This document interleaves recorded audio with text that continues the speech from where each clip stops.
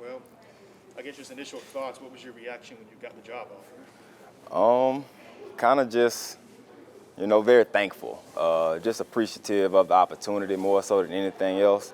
I still had to kind of like assess my life where it was at that point and then kind of make the decision moving forward. But it's something that I always wanted. So it did kind of feel kind of like redeeming to finally be in a position to be a head coach after wanting to do it for such a long time. So.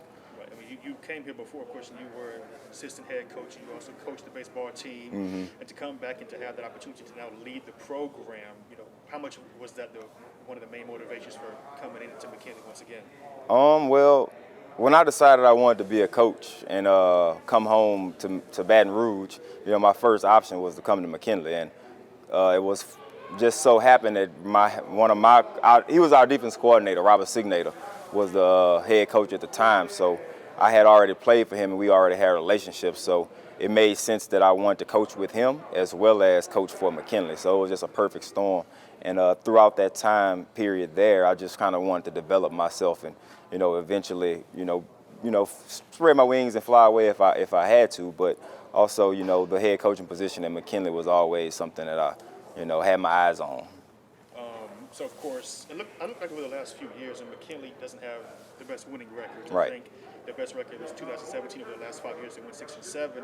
You come from a unique situation where, as a player, you had one of the only back-to-back winning seasons over at Texas Southern for decades. So, with that in mind, knowing how you can go into a culture that isn't used to winning in recent memory, how do you plan to implement that into McKinley? Well, just like my time at Mississippi Valley, where we had back-to-back winning seasons. My senior year, junior year at McKinley, we had back-to-back winning seasons as well. Also starting from 0-11 when I was in 8th grade. So, I took part in the turnaround of 2 programs in high school and college as a player. So the unique thing about both of those situations is that I had alumni coaches to do it. So I kind of saw what they did to galvanize the alumni and the community behind the program, and they had success. And that was with Calvin Nicholas and Willie Totten at Mississippi Valley. And my bad, Kevin. With also from Santa Monica, you talked with you were under a former Southern offensive coordinator, who has the experience of coaching at the collegiate level, and you can see how he runs the operations over there from the high school head coaching perspective. What do you want to take from your experience over at the Pit and bring that over here to McKinley? Kind of the same types of things that they do as far as the community. Santa Monica is a very, very close-knit family type of community, and McKinley has kind of a similar background. And when I got there, I was expecting to look at the differences, but what I found was much more similarities between the 2 programs. It's just, obviously Ascension Parish has bigger schools with larger facilities, so I can implement a lot of the same systems just on a smaller scale facility-wise. You told 17-year-old Malcolm Reed that you're going to be the coach at McKinley High School. What do you think he would say? He would probably give you that same laugh and smile and say, if that's what God has for him, then that's what it'll be.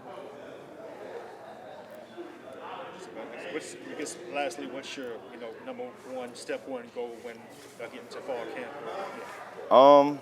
Just to kind of develop a winning attitude. When you come into a program like I did in high school and college, where you kind of hadn't had any winning, you want to try to get as many early wins as possible and try to build a winning culture through competition at practice and just to promote that on that level. And that's what we were able to do, just have coaches hold coaches accountable and players hold players accountable, and we all hold each other accountable. And if we get to that level where no one accepts defeat, where losing is not an option, you give your best and you live with the results one way or the other.